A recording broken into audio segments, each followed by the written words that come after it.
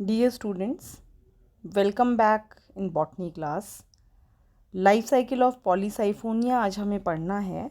इस वीडियो में हम देखते हैं कि पॉलीसाइफोनिया की लाइफ साइकिल किस प्रकार की होती है और क्या उसमें स्टेजेस होती हैं। तो सबसे पहले मैं आपको ये बताना चाहूँगी कि जो लाइफ साइकिल है पॉलीसाइफोनिया की, वह life cycle triphasic life cycle है और ट्राईफेजिक में ये हैप्लोडिप्लोबायोटिक टाइप ऑफ लाइफ साइकिल है। हैप्लोडिप्लोबायोटिक से मतलब है यहाँ पर कि ट्राईफेजिक हैप्लोडिप्लोबायोटिक से मतलब है, ट्राईफेजिक मतलब इस लाइफ साइकिल में 3 फेजेस होती हैं और 3 फेजेस में से एक फेज़ हैप्लॉइड है और 2 फेजेस जो हैं हैप्लोडिप्लो बायोटिक यहाँ पर डिप्लॉइड जो है वो 2 फेज़ हैं। तो एक फेज़ इसमें हैप्लॉइड है, आप जैसा देख रहे हैं गैमेटोफिटिक फेज़, ये एक हैप्लॉइड फेज़ है और टेट्रास्पोरोफिटिक फेज़ और कार्पोस्पोरोफिटिक फेज़ जो है 2 डिप्लॉइड फेजेस हैं। तो कुल मिला के 3 स्टेजेस में ये बटा हुआ है। अगर हम देखें 3 फेजेस में ये बटा हुआ है इसकी लाइफ साइकिल, और 3 फेजेस में से सिर्फ एक फेज़ हैप्लॉइड है, बाकी 2 फेजेस जो हैं वह डिप्लॉइड होते हैं। शुरू करते हैं, देखते हैं हम लाइफ साइकिल को कि किस प्रकार से ये लाइफ साइकिल इसमें होता है। सबसे पहले हम देखेंगे 3 फेजेस मैंने आपको जो बताए। एक डिप्लॉइड टेट्रास्पोरोफाइट है, ये डिप्लॉइड टेट्रास्पोरोफाइट है, हैप्लॉइड गैमेटोफिटिक फेज़ है और डिप्लॉइड ही कार्पोस्पोरोफाइट है यहाँ पर। अब जो टेट्रास्पोरोफाइट है, सबसे पहले जो पॉलीसाइफोनिया का प्लांट है वो एक तरीके से आप यहाँ माने टेट्रास्पोरोफाइट है, मतलब कि डिप्लॉइड प्लांट है। इस पे टेट्रास्पोरेंजिया बनेगा और टेट्रास्पोरेंजिया के अंदर टेट्रास्पोर्स फॉर्म होंगे और टेट्रास्पोरेंजिया से जो टेट्रास्पोर फॉर्म होंगे उसमें मियोसिस का प्रोसेस होगा। इसका मतलब जो टेट्रास्पोर फॉर्म होंगे वो टेट्रास्पोर्स जो हैं वो हैप्लॉइड होंगे। ये जो हैप्लॉइड टेट्रास्पोर्स हैं जब ये जर्मिनेट करेंगे तो ये गैमेटोफिटिक प्लांट देंगे, हैप्लॉइड प्लांट देंगे और इसमें मेल और फीमेल प्लांट अलग अलग होते हैं। और मेल प्लांट जो है वो मेल रिप्रोडक्टिव ऑर्गन जनरेट करेंगे जैसे कि स्पर्मेटेंजिया जिसे हम कहते हैं, और फीमेल गैमेटोफाइट पे female plant female sex organ generate होगा, कार्पोगोनिया। स्पर्मेटेंजिया के अंदर स्पर्मेशिया बनेगा, स्पर्म यहाँ पे लिखा हुआ है, इसको हम स्पर्मेशिया बोलते हैं, स्पर्मेशिया बनेगा और कार्पोगोनिया के अंदर एग सेल या एग न्यूक्लियस फॉर्म होगा। स्पर्मेशिया और जो एग न्यूक्लियस है वो एक तरीके से फ्यूज़ होगा, फ्यूज़ होके जाइगोट फॉर्म होगा और जो जाइगोट है वो जर्मिनेट करके और एक डिप्लॉइड प्लांट बनाएगा जिसको कि हम कहते हैं कार्पोस्पोरोफाइट। अब ये जो कार्पोस्पोरोफाइट है, क्योंकि ये डिप्लॉइड है और इसमें बनने वाला जो स्पोरेंजिया है वह भी डिप्लॉइड होगा और इसका जो स्पोर है वह भी डिप्लॉइड ही होगा। क्योंकि इसका स्पोर भी डिप्लॉइड है तो जो अब इससे जर्मिनेट होके प्लांट बनेगा वह भी डिप्लॉइड बनेगा और वो प्लांट जो है वो टेट्रास्पोरोफाइट या टेट्रास्पोरोफिटिक प्लांट कहलाएगा।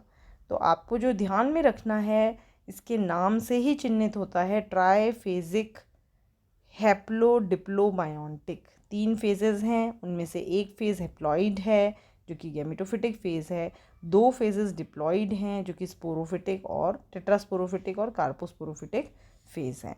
तो इस प्रकार से ये तीनों फेजेस जो हैं ये आपको यहाँ देख लेनी है और इसमें आपको मैंने पूरा ये एक्सप्लेन कर ही दिया है। अगर आप चाहें तो इस प्रकार से भी इसको डायग्रामेटिक फॉर्म में भी इसको बना सकते हैं। ये एक ग्राफिक रिप्रेजेंटेशन था लाइफ साइकिल का।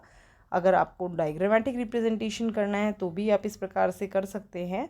और डायग्रामेटिक रिप्रेजेंटेशन में मैं आपको बताना चाहूँगी कि ये हमने यहाँ टेट्रास्पोरोफाइट प्लांट बनाया है जो कि डिप्लॉइड है और इससे मियोसिस इसमें हुआ, मियोसिस होने से टेट्रास्पोर्स फॉर्म हुए। कुछ स्पोर्स मेल गैमेटोफाइट बनाएंगे, कुछ स्पोर्स फीमेल गैमेटोफाइट बनाएंगे। जो मेल गैमेटोफाइट बनाएंगे उसमें आप देख रहे हैं कि स्पर्मेटेंजियल क्लस्टर, मतलब यहाँ पर आपको जैसा कि मैंने पिछले वीडियोस में बताया था कि जो फीमेल रिप्रोडक्टिव स्ट्रक्चर या मेल रिप्रोडक्टिव स्ट्रक्चर है वह एक स्पेशल ब्रांच में बनता है जिसको कि ट्राइकोब्लास्ट कहते हैं। तो ये ब्रांच ट्राइकोब्लास्ट ब्रांच है और इस ट्राइकोब्लास्ट ब्रांच की खासियत ये है कि ये मोनोएक्सियल होती है और ऊपर जाके ये डाइकोटोमस ब्रांचिंग शो करती है और कुछ हिस्सा इसका फर्टाइल है, कुछ ये हिस्सा इसका स्टेराइल है।